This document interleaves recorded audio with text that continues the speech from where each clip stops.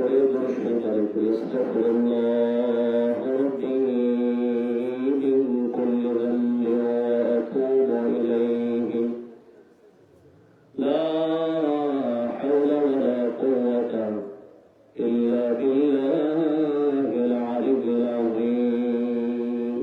সবাই বলেন আস্তাগফিরুল্লাহ রাব্বি মিন কুল্লি যামবি ওয়া আতুবু ইলাইহি লা হাওলা ওয়ালা কুওয়াতা ইল্লা বিল্লাহিল আলিয়্যিল আযীম। আস্তাগফিরুল্লাহ ইন্নাল্লাহা গফুরুর রাহিম। আল্লাহুম্মা সাল্লি আলা সাইয়্যিদিনা মাওলানা মুহাম্মদ ওয়া আলা আলি সাইয়্যিদিনা মাওলানা মুহাম্মদ। আল্লাহুম্মা সাল্লি মোহব্বতে সাইয়্যিদিনা মাওলানা মুহাম্মদ ওয়া আলা আলি সাইয়্যিদিনা মাওলানা। কঠিন হাসরের দিনে কেহ কারো হবে না, উম্মতের দরদি নবীজি। বলেন না উম্মতের দরদি নবীজি কেঁদে হবে দেওয়ানা। আল্লাহুম্মা সাল্লি আলা সাইয়্যিদিনা মাওলানা মুহাম্মদ ওয়া আলা আলি সাইয়্যিদিনা মাওলানা। হে রাসূল বুঝি নাই আমি রেখেছ বেঁধে মোরে কলুষতায় তুমি, রেখেছ বেঁধে মোরে কলুষতায়। জানি না গোপনে কেমন করে হৃদয়ে গড়েছ প্রেমের বলয়। হে রাসূল বুঝি নাই আমি রেখেছ বেঁধে মোরে কলুষতায় তুমি, রেখেছ বেঁধে মোরে কলুষতায়। লা ইলাহা ইল্লাল্লাহ লা ইলাহা। আর মোহব্বতে বলেন না লা ইলাহা ইল্লাল্লাহ লা ইলাহা।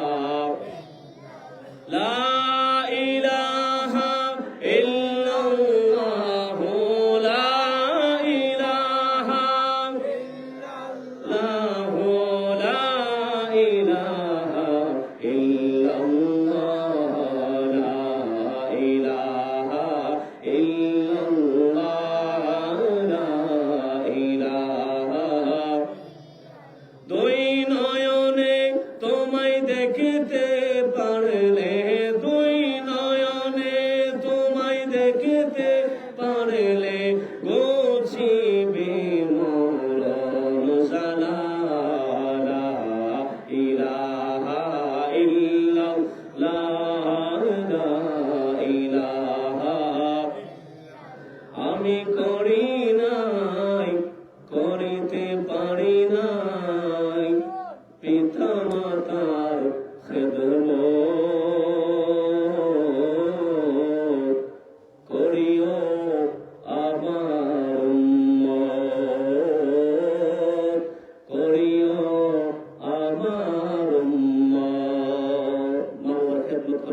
আছে না নাই? মা বাবার খেদমতের দরকার আসেনি? বলেন আমি করি নাই, করিতে পারি নাই, আমি করি নাই, করিতে পারি নাই পিতা মাতার খেদমত,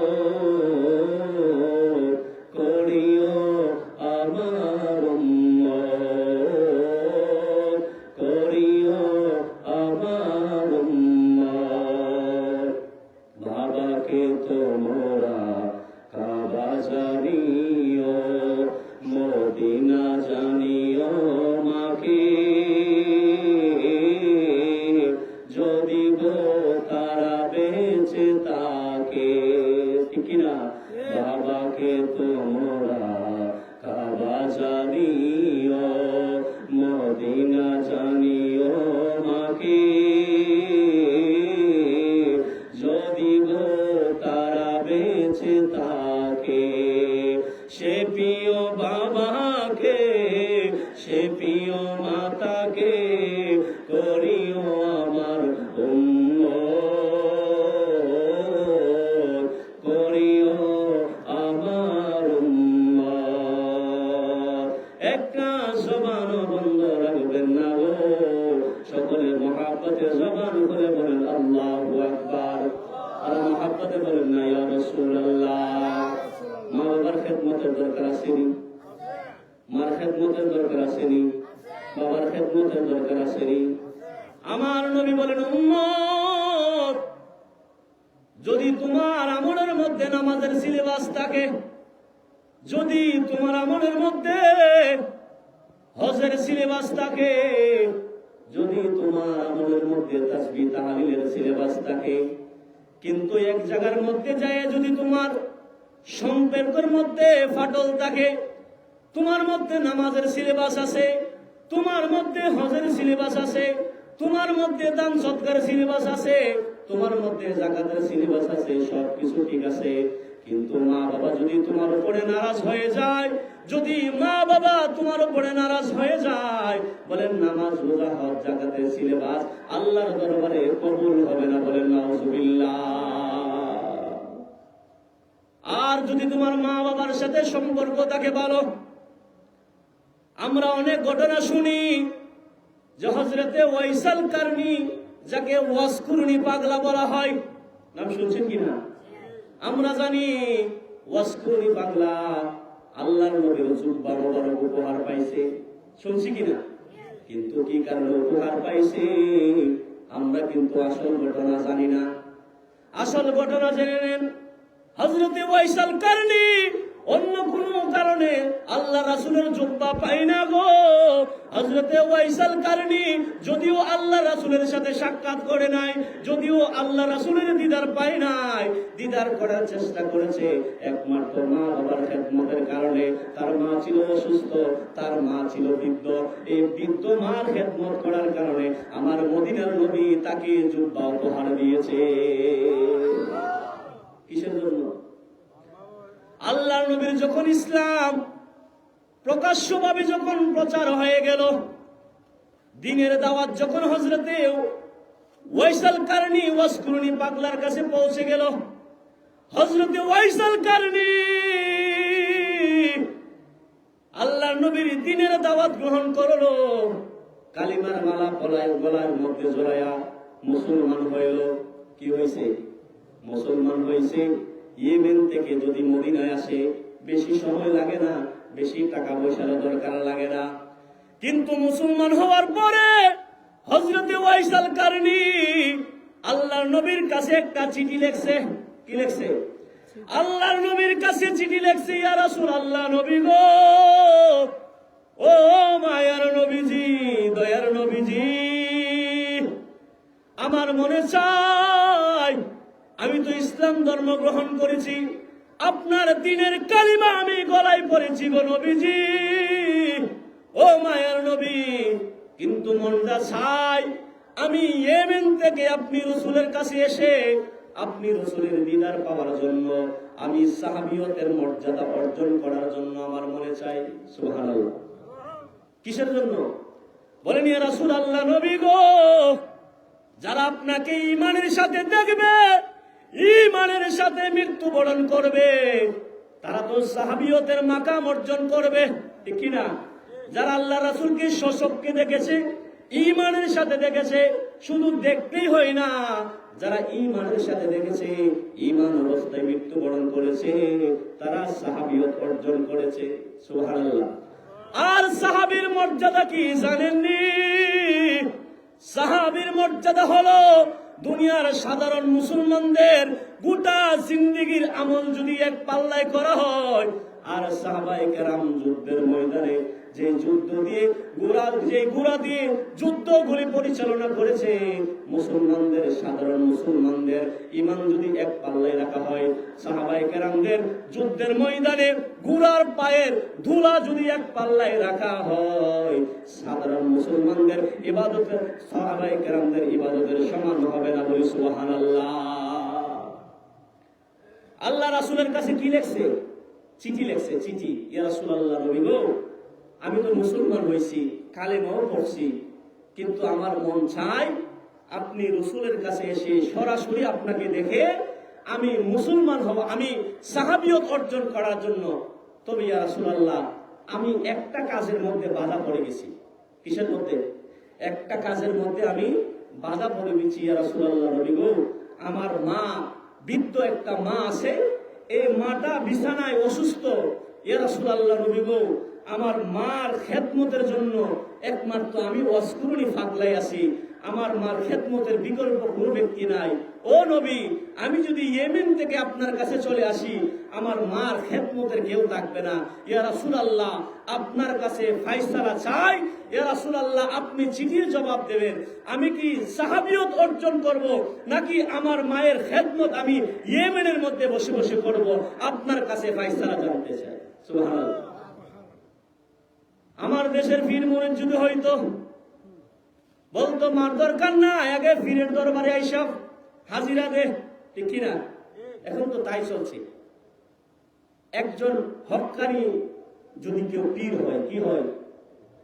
সর্বপ্রথম নামাজ রোজা হজ জাকাতের পাশাপাশি তার মুরিদকে জিজ্ঞেস করবে, বাবা তোমার মা বাবার সাথে কি সম্পর্ক, ঠিক কিনা? কিন্তু বর্তমানে কিন্তু তা নাই। আসো আমার কাছে, যা পারো নিয়ে আসো, কিন্তু মার সাথে সুসম্পর্ক আছে কিনা, বাবার সাথে সুসম্পর্ক আছে কিনা, যার দরবারে নিয়ে যাচ্ছে টাকা পয়সা ধন দৌলত, কিন্তু মার ওষুধের টাকা দিচ্ছি কিনা, বাবার ওষুধের টাকা দিচ্ছি কিনা, এইগুলা কেউ জিজ্ঞাসা করে না। আমার নবীর কাছে চিঠি লিখছি, ইয়া রাসূলুল্লাহ, নবী গো, আপনার কাছে ফায়সালা জানতে চাই, মনটা চাই সাহাবিয়ত অর্জন করার জন্য, সাহাবিয়তের মাকাম অর্জন করার জন্য। যদি চলে আসি, মার খেদমতের মতো কেউ করা লাগবে, কেউ করতে পারবে না। আমার নবীর কাছে যখন হযরতে ওয়াইসাল কারণীর চিঠি গেল, আল্লাহ নবী চিঠি দেখে, চিঠির মধ্যে দেখতে পেল আল্লাহ রাসূলের কাছে ফায়সালা চাইছে, নবীর কাছে ফায়সালা চাইছে। ইয়া রাসূলুল্লাহ, নবী গো, ও মায়ার নবীজি, আমি কি করব, আপনি ফায়সালা দেন। আমার নবী তো সাধারণ মোল্লা মৌলবীর মতো ফতোয়া দেয় না। আমার নবী চিঠির উত্তরে লিখছে, হযরত ওয়াইসাল কারনী, ও ওয়াইসাল কারনী রে, তুমি আমার ইসলাম ধর্ম গ্রহণ করেছো, মুসলমান হয়েছো, অসুবিধা নাই, আমি রাসূলকে দেখে সাহাবিয়ত গ্রহণ করার প্রয়োজন নাই।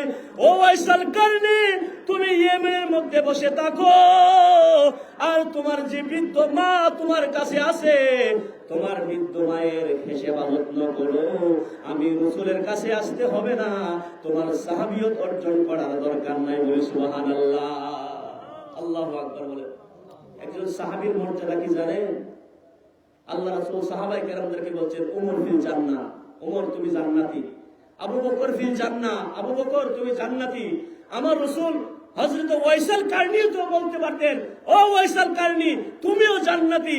জান্নাতের সার্টিফিকেট আল্লাহ রাসূলের কাছ থেকে নেওয়ার সুযোগ থাকার পরেও আমার রাসূল বলছেন, ওয়াইসাল কারনী, আমার কাছে আসতে হবে না, মুসলমান হইছো, নামাজ পড়বা, আর তোমার মার খেদমত করো। সুবহানাল্লাহ। যখন চিঠির উত্তর পাইলেন, ওয়াইসাল কারনী আমার নবীর চিঠির উত্তর পেয়ে বসে গেলেন। আর বসে বসে বৃদ্ধ মার খেদমত করতে লাগলেন।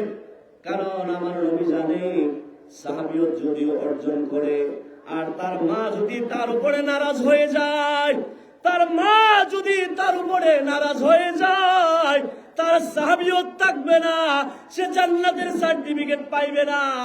সাহাবিয়ত অর্জন করার চাইতে তার মায়ের খেদমত করা বড় প্রয়োজন বলে সুবহানাল্লাহ। এবার দেখেন, যদিও সাহাবিয়ত অর্জন করে নাই, অর্জন করার সুযোগ ছিল, আমার নবী চিঠির উত্তর দিয়ে হযরতে ওমর ফারুক রাদিয়াল্লাহু তাআলা আনহুর কাছে একটা ভবিষ্যৎবাণী করে গেছে। সুবহানাল্লাহ বলে। মার খেদমত করলে লাভ আছে না? না। দুনিয়া থেকে ডাইরেক্ট আল্লাহ রাসূল জান্নাতের সার্টিফিকেট দিয়েছে। সুবহানাল্লাহ বলে। এবার আমার নবী হযরতে ওমর ফারুক রাদিয়াল্লাহু তাআলা আনহুর কাছে গেছে, ও ওমর, ইয়েমেন থেকে আমার কাছে চিঠি আসছিল। হযরত ওয়াইসাল কারনী আমার কাছে জানতে চাইছিল সে সাহাবিয়ত অর্জন করবে নাকি মার খেদমত করবে।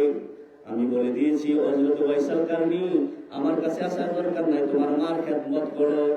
আর আমার নবী হযরতে ওমর ফারুক, সাহাবী হযরত ওমর ফারুককে বললেন, ওমর ফারুক, আমি রাসূল দুনিয়া থেকে পর্দা করার পরে যদি কোনদিন ইয়েমেন থেকে ওয়াসকুনি পাগলা মদিনার মধ্যে আসে গো, তবে তোমার কাছে আমি বলে দিই, তুমি ওমর ফারুক হযরতে ওয়াইসাল কারনীকে দিয়ে দোয়া করাইবা। কেননা আমার আল্লাহ বলেছে, ওয়াইসাল কারনী তার মার খেদমত করার কারণে আমার আল্লাহ তার জন্য রহমতের দরজা খুলে দিয়েছে। আমার আল্লাহ তার জন্য রহমতের দরজা খুলে দিয়েছে। সে যদি আল্লাহর দরবারে দোয়া করে, আমার আল্লাহ তার দোয়া ডাইরেক্ট কবুল করে নেবে।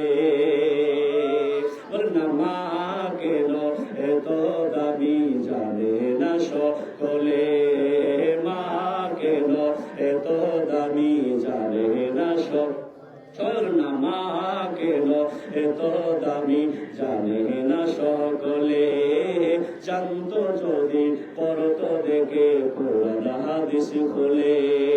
মকবুল হাজার সওয়াব মিলে, মকবুল হাজার সওয়াব মিলে, মাকে একবার দেখিলে, মা কেন এত দামি জানে না সকলে, মা কেন এত দামি জানে না সকলে। ঠিক কিনা? আমার নবী বলছেন, ওমর, ওয়াসকুরনি যদি আসে তুমি তাকে দিয়ে দোয়া করাইবা। কেন? আমার আল্লাহ বলেছেন, মার খেদমত করার কারণে, মা তার উপরে সন্তুষ্ট থাকার কারণে সে মুস্তাজাবুদ দাওয়া হয়ে গেছে। মুস্তাজাবুদ দাওয়া তাকে বলা হয় যে ব্যক্তি দোয়া করলে আমার আল্লাহ ডাইরেক্ট দোয়াগুলি কবুল করে দেয়। বলেন, মার খেদমত করেছে, আমার আল্লাহ তাকে মুস্তাজাবুদ দাওয়া বানিয়ে দিয়েছে। ও উমর, আমি রাসূল যাওয়ার পরে যদি সে কোনদিন, কারণ আমার নবী জানে হায়াত দশায় তার সাথে আর দেখা হবে না, ঠিক কিনা? এজন্য বলছে, আমি যাওয়ার পরে যদি আসি তুমি তাকে দিয়ে দোয়া করাইবা। আল্লাহর নবী দুনিয়ার জমিন থেকে ওফাত করার পরে আবু বকর হযরত ওমর ফারুককে যে কথা বলেছে, ওমর ফারুক এই কথাটা মনের মধ্যে রেখেছে। আমার নবী যেহেতু বলেছে, নিশ্চয়ই কোনো না কোনো কারণে বলেছে, ঠিক কিনা? আমার নবী তো এমনি এমনি কোনো কথা বলবে না, এমনি এমনি কোনো কথা বলবে না। ইয়েমেন থেকে যখন কোনো মানুষ আসে, যত কাফেলা আসে, হযরতে ওমর ফারুক সিদ্দিক, হযরতে ওমর ফারুক কাফেলার মধ্যে গিয়ে দেখে ওয়াসকুরনি নামে কোন মানুষ আছে কিনা। হযরতে ওমর ফারুক তালাশ করে দেখে ওয়াসকুরনি নামে কোন মানুষ আছে কিনা। এমনি ভাবে হঠাৎ করে একদিন একটা কাফেলার মধ্যে তালাশ করতে লাগলেন। হযরত ওমর ফারুক গিয়ে বললেন, এই কাফেলার মধ্যে কোন ইয়েমেন থেকে কোন মানুষ আসছো কিনা? একজন ব্যক্তি বললেন, হ্যাঁ, আমি ইয়েমেন থেকে এসেছি। বলেন, তোমার নাম কি? বলেন, আমার নাম হলো ওয়াইসাল কারনী।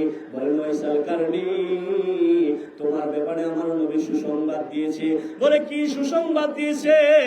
বলেন, আমার নবী বলেছে, যদিও আমি ওমর ফারুক রাদিয়াল্লাহু তাআলা আমি জান্নাতের সার্টিফিকেট প্রাপ্ত সাহাবী, কিন্তু আমার রাসূল বলেছে তুমি মদিনার মধ্যে আসলে তোমাকে দিয়ে আমরা দোয়া করাইতাম। আল্লাহু আকবার। কি করাইতাম? ওমর ফারুক বলতেছেন, আমার রাসূল বলছে তোমাকে দিয়ে দোয়া করানোর জন্য। হযরত ওয়াইসাল কারনী বলতেছেন, আপনি তো সাহাবী, আপনি জান্নাতের সার্টিফিকেট প্রাপ্ত, তো আপনি দোয়া করেন, আমি কেন দোয়া করব? আমি তো আমার রাসূলকে দেখি নাই। হযরত ওমর ফারুক বলেন, ও ওয়াইসাল কারনী, আল্লাহ রাসূল তো আমাকে বলে নাই দোয়া করার জন্য, আমার ব্যাপারে আল্লাহ রাসূল ভবিষ্যৎবাণী করে নাই, আমার রাসূল ভবিষ্যৎবাণী করেছে তোমার জন্য।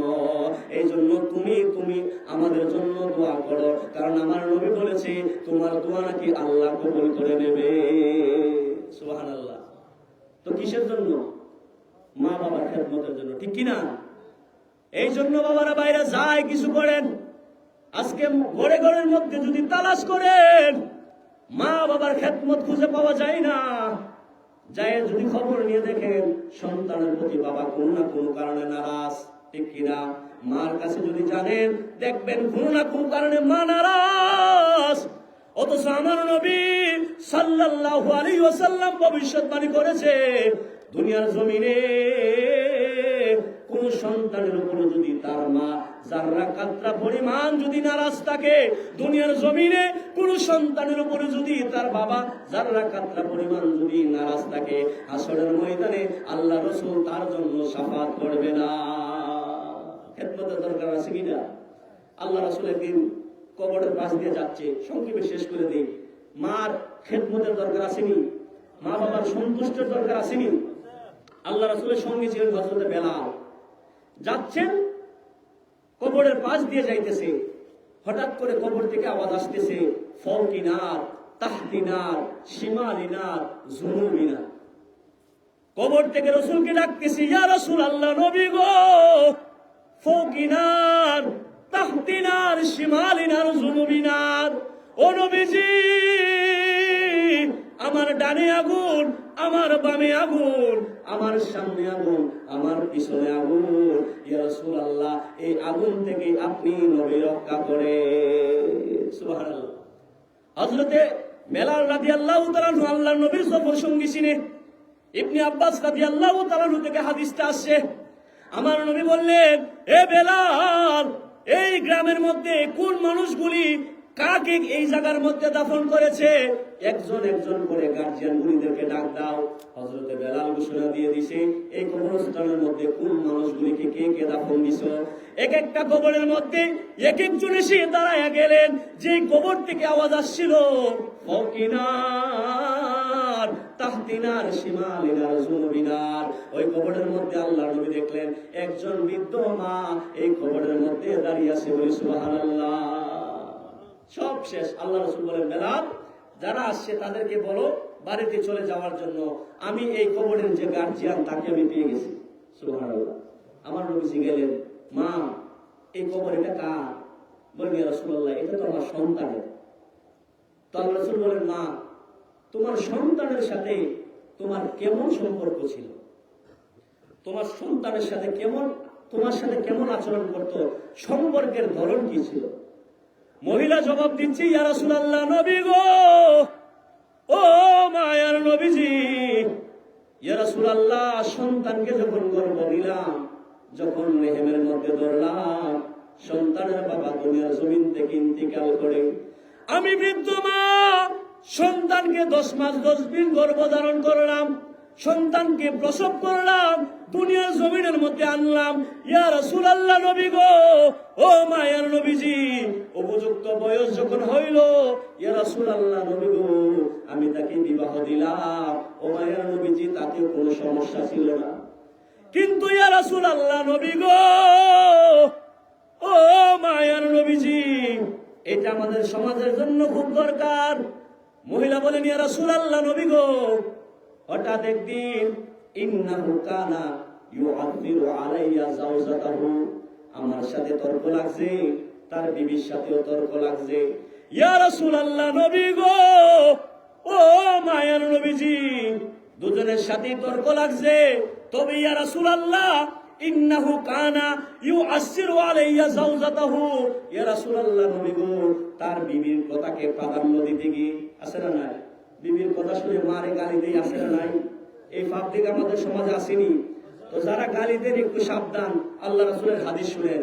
ও ওই মহিলা বলতেছি, ইয়া রাসূলুল্লাহ, নবী গো, ইন্নাহু কানা ইউআসসিরু আলাইয়া যাওজাতাহু। ও মায়ার নবীজি, তার বিবিকে প্রাধান্য দিতে গিয়ে, তার বিবিকে উপরে রাখতে গিয়ে, ইয়া রাসূলুল্লাহ নবী গো, আমাকে সে বড় কষ্ট দিয়েছে, আমি মাকে সে আঘাত করেছে। ইয়া রাসূলুল্লাহ নবী গো, এই আঘাতটা আমি বড় কষ্ট পেয়েছি। আল্লাহু আকবার।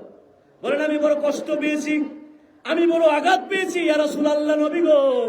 ও মায়ার নবীজি, ওই দিন আল্লাহর কাছে বলছিলাম, দেখেন মার দোয়া আল্লাহ কেমনে ডাইরেক্ট কবুল করে। 3 শ্রেণীর মানুষের দোয়া আল্লাহ ডাইরেক্ট কবুল। তার মধ্যে এক শ্রেণী হলো মা বাবা। মা বাবা সন্তানের পক্ষে দোয়া করলে কবুল, সন্তানের বিপক্ষে দোয়া করলে আল্লাহ কবুল করে। বলেন, আমি দোয়া করেছিলাম, আল্লাহ সন্তানকে কষ্ট করে বড় করলাম, আজকে সন্তান আমাকে কষ্ট দিল। ও মায়ার আল্লাহ, চোখের সামনে যদি শাস্তি দাও তাহলে আমি বরদাস্ত করতে পারবো না, কারণ আমি মা। তবে আল্লাহ তোমার কাছে ফরিয়াদ দিলাম, আল্লাহ আমার চোখের সামনে থেকে যখন চলে যাবে, আমার চোখের সামনে থেকে চলে যাওয়ার পরে তাকে কবরের মধ্যে তুমি শাস্তি দিও। আমার রাসূল বলেন, মা, ও মা, তোমার দোয়াটা আল্লাহর কাছে কবুল হয়ে গেছে।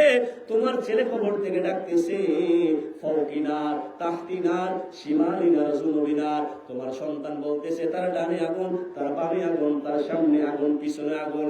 ও মা, তোমার সন্তানের আগুন যদি তুমি মিটাইতে চাও, দুনিয়ার পানির দরকার নাই, দুনিয়ার কোনো কিছু দরকার নাই। যদি তোমার সন্তানকে মাফ করে দাও, তার কবরের আযাব বন্ধ হয়ে যাবে। আল্লাহু আকবার। মহিলা বলেন, ইয়া রাসূলুল্লাহ, আমি বড় কষ্ট পাইছি। বলেন, মা, তুমি যদি মাফ না করো, তোমার সন্তানের আযাব বন্ধ হবে না। হযরত ইবনে আব্বাস থেকে হাদিস আসছে, আল্লাহ রাসূল দোয়া করলেন, আল্লাহ এই মহিলাকে কবরের আযাব দেখার মতো একটা ব্যবস্থা করে দাও। কবরের মাটি সরে গেছে।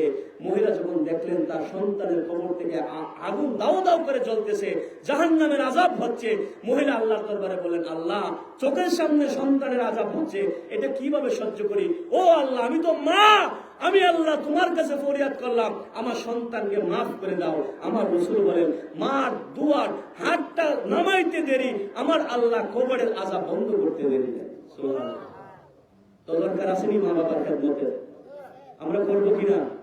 করার দরকার আসেনি? বিবিকে খুশি করতে গিয়ে মাকে আঘাত দিয়েন না, কারণ আল্লাহ রাসূল বলছেন, মার কথায় বিবিকে তালাক দেওয়া জায়েজ, কিন্তু বিবির কথায় মাকে আঘাত দেওয়া যাবে না। বিবি যদি ব্যাপারটা চলে শরীয়ত বিরোধী কাজ করে, যদি মা বাবার আনুগত্যশীল না হয়, মা বাবার খেদমত থেকে যদি বাধা দেয়, শরীয়ত তার জন্য ব্যবস্থা করে রেখেছে, কিন্তু মাকে আঘাত দেওয়া যাবে না। এক ব্যক্তি রাসূলের কাছে আসছে যুদ্ধের ময়দানে, ইয়া রাসূলুল্লাহ, আমার মা আমার কাছে আসছে, আমি মুসলমান, আমার মা মুশরিক। বলেন, আমি মুসলমান, আমার মা মুশরিক, আমি কি করব? সে তো মুশরিকা। আমার রাসূল বলেন, যদিও সে মুসলমান হয় নাই, তুমি মুসলমান, তবে তোমার মা তোমাকে গর্ভধারণ করছে, তোমাকে লালন পালন করছে, সুতরাং তার সাথে তুমি সৎ ব্যবহার করো। সুবহানাল্লাহ। আল্লাহ পাক রব্বুল আলামিন আমাদেরকে যেন সঠিকভাবে দ্বীনের খেদমত, মা বাবার খেদমত করার জন্য তৌফিক দান করে। আমরা সকলে বলি আল্লাহুম্মা আমিন। আল্লাহ পাক রব্বুল আলামিন আমাদেরকে ধৈর্য সহকারে বসার তৌফিক দান করে, বলেন আমিন। তো